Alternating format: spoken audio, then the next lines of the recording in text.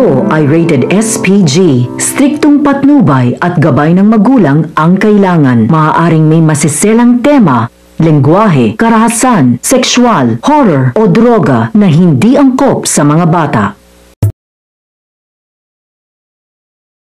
Magsaselos ng tuluyan si Carlos. Malalaman niya kasi na si Annalyn pa mismo ang gagawa ng date ni na RJ at Lyneth. Hindi pa kasi niya ito nararanasan mula ng bata pa siya. Bago sana ikasal ang nanay niya, ay magkaroon muna sila ng alaala ng pamilya niya. Paano na si Carlos? Magandang araw at welcome back sa aking channel, mga kaganapan sa abot kamay na pangarap. Nainis si Zoe sa tropang Apex dahil ginagaya nila ang Moira Lyneth luhod kagat scene. Wala naman silang sinasabing pangalan pero kung maka-assume si Zoe, mami niya ang ginagaya nila. Sabi ni Ivan kung gusto nila mang-asar, itutulak na lang nila si Moira sa hagdan. Hindi naman sila natatakot kung isusumbong sila ni Zoe. Hindi rin sila naniniwala na hindi kakampihan ni Zoe ang mami niya. Manang-mana pa nga siya doon. Nagbanta naman si Zoe. Hindi na sila makakatawa kapag sila naman ang nasasante. Nagtatawanan na lang sila na makaalis si Zoe. Samantala hindi makapag-isip si Lyneth kung kanino siya sasama kina Carlos at Giselle. Sabi ni Giselle kung gusto ni Carlos, sumabay na lang sila sa venue ng lunch nila. Syempre naman kay Carlos sasabay si Lyneth. Sabi ni Giselle hindi naman sila talo ni Lyneth at lalong hindi naman siya si RJ. Pero binawi niya ang pagbibiro niya dahil parang tinamaan ng selo si Carlos. Magkikita na lang sila doon. Nung makaalis na ang dalawa, tinawagan naman ni Giselle si Obeng para imbitahan na sumama sa lunch nila. Samantala tinawagan at binawalan ni Zoe ang mami niya na magpunta sa Apex dahil pinagchichismisan siya rito. Sabi ni Moira ang daddy naman niya ang may gawa ng kahihiyan niya. May hangganan din ang lahat.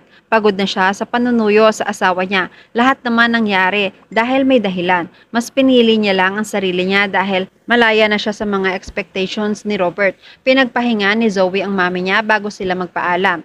Sa pagbaba ng tawag ni Moira, nakita pala siya ni na Josa at siyang Susan. Nagsimula na naman sila mang-asar. Nakakatawa sila kasi naglakad sila hanggang makarating sa harapan ni Moira. Kunwari, kausap ni siyang Susan ang taga-dog pound. Pinapadampot niya ang isang asong ulol na nakasuot ng kulay pula, nakawig at nakabag pa. Nagtawanan sila. Napikon si Moira at nakipagtalo rin sa kanila. Pero hindi siya uubra sa dalawa dahil mga palaban. Sa kabilang banda sa lunch date ni na Giselle, Lyneth at Carlos, gusto ni Lyneth ng ribs. Nagustuhan rin ni Giselle pero iba ang gustong i-order ni Carlos para kay Lyneth. Nagtaka si Giselle. Siya na lang ang o-order ng ribs at isi-share niya kay Lyneth. Nagpasalamat naman si Lyneth sa kanya. Pagkatapos nila umorder ng pagkain, dumating naman si Robert. Nagulat rin si Robert na makita ang mga kasama ng ate niya. Inimbitahan pala siya ni Giselle para padalhin ang pasalubong para kay Lyneth. Aalis na sana si Robert pero pinigilan siya ni Giselle dahil ayaw naman niyang gawing delivery boy si Obeng. Tinanong ni Giselle kung may problema ba kung makasalo sa kanila si RJ. Mga adults na naman sila at pass is pass na rin naman. Okay na rin kay Carlos at okay na rin naman kay Lyneth. Sabi ni Carlos, hindi naman sila na-inform na darating pala si RJ. Sabi ni Giselle, kailangan ba niya humingi ng permiso sa kanya? Kung inaakala ni Carlos na 3 lang sila, akala rin ni Giselle na 2 lang sila ni Lyneth na magla-lunch. Naisip niya na imbitahan ng kapatid niya para it's a tie. Napansin ni Giselle na maluwag ang engagement ring ni Lyneth. Dapat nga talaga mapaayos ito dahil may pamahiin na kapag maluwag ang singsing, hindi matutuloy ang kasal. Nagkaroon naman ng tensyon. Napikon si Carlos. Sinasabi ba ni Carlos na hindi matutuloy ang kasal nila dahil sa pamahiin? Nagpalusot naman si Giselle. Wala naman siyang ibig sabihin. Wala namang masama kung mag-ingat sila at sumunod sa kasabihan ng mga matatanda. Masama na bang magtanong? Nagtataka si Carlos. Sa dami ng pwedeng pagkwentuhan, bakit ang singsing pa ang napansin niya? Nagsorry naman si Giselle kung na-offend niya si Carlos. Nagaya naman si Lyneth na mag-restroom muna sila ni Giselle. Nagtataka naman si Giselle kung bakit pa siya isasama ni Lyneth. Sabi ni Lyneth kanina pa siya kinakabahan kay Giselle dahil kanina pa sila nagpaparinigan ni Carlos. Pinaamin naman ni Lyneth si Giselle kung siya ba ang nagpapunta kay RJ.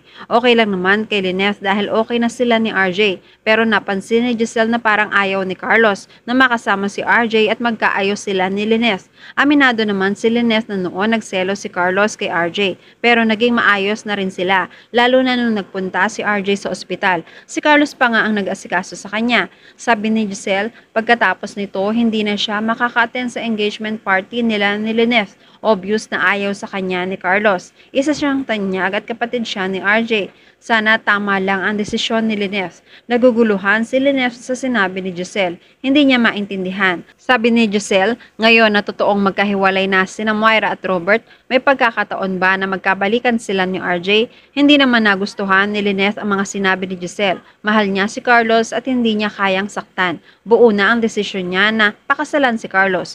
Concern lang naman si Giselle kay Lynette. Ayaw niyang mapunta siya sa maling tao. Parang kinokontrol siya ni Carlos. Pero pinaliwanag ni Lynette na gusto naman niya ang ginagawa ni Carlos at pakiramdam niya inaalagaan siya nito. Ni minsan hindi niya naramdaman noon. Naiintindihan rin naman ni Giselle kung masaya si Lynette kay Carlos, okay na rin. Ang importante, parehas sila ni Annalyn na masaya. Samantala humingi ng pasensya si RJ kay Carlos dahil sa inasta ni Giselle. Naiintindihan naman ni Carlos dahil noon pa ay ganoon na talaga si Giselle. Kinamusta ni Carlos si Moira, lalo ngayon na lumayo sa kanya si Moira. Sa kabilang banda, nagtatawanan sina Josa at siyang Susan. Tinawagan nila si Lynette para ikwento ang mga ginawa nila kay Moira. Pinigilan na sila ni Lynette at mag-ingat baka mapahamak pa sila. Ang importante maayos na sina Carlos at RJ, kasama niya rin ang dalawa. Iwasan na nila si Moira at nagpaalam na ang dalawa pero sinundan naman nila si Moira. Bumili rin si Lynette ng bulaklak. Samantala, nakatapos na mag-lunch sina Lynette. Gusto ni Giselle na buksan na ang pasalubong niya pero kinontra ni Carlos ang damit. Masyadong revealing at hindi naman nagsusuot si Lynette ng ganito. Para hindi mapahiya si Giselle, may paggagamitan naman siya ang sabi ni Lynette at maganda rin naman ito. Tinanong naman ni Giselle ang opinyon ni RJ tungkol sa damit. Para mabago ang usapan, sinabi ni Lynette na may nabili siyang bulaklak. Mahal na pala ito ngayon. Dati naman 40 pesos lang. Nagkasabay sila ni RJ sa pagsabi ng presyo. Natawa si Giselle. Ang cute nila dahil naaalala pa nila. Meron naman talaga na may mga bagay talaga na hindi madaling kalimutan, lalo na kung involve ang mga importanteng tao. Parang silang dalawa. Nahiya naman si Lynette. Nagpaalam na si Carlos. May mga meeting pa sila ni Lynette sa Eastridge. Pero sabi ni Giselle, napag-usapan nila ni Lynette na hindi nila pwedeng palampasin ang dessert. Pero si Carlos na ang nasunod. Nagpaalam na rin si Lynette. Sa teaser, masasabi ni Annalyn na kapag kinasal na ang kanyang nanay, mas mahihirapan na siya na makasama niya ito. Magpapayo naman si Regan na habang hindi pa kasal sina Doc Carlos at Lynette, gumawa muna sila ng memories kasama ang nanay at tatay niya. Susunduin nga nila sina Robert at Lynette para magbike silang tatlo. Masayang-masaya sila na parang isang buong pamilya, lalo na si Annalyn. Magkakausap ng seryoso sina Lynette at Robert. Totoo kaya na mahahagkan ni Robert si Lynette? Samantala, malalaman ni Carlos na si Annalyn pala nag-set up ng date ni Lynette at Robert. Sabi ni Lindon, gusto lang naman maranasan ni Annalyn dahil hindi pa niya ito nagagawa nung bata pa sila. Halatang halata naman ang selos na nararamdaman ni Carlos. At yan ang pakakaabangan natin sa abot kamay na pangarap. Kung gusto nyo ng mga ganitong klase ng video, please like this video and please subscribe to my channel. At pakihit mo na rin ang notification bell para ma-update ka kung meron tayong mga bagong uploads. Maraming salamat sa inyong panonood. Paalam!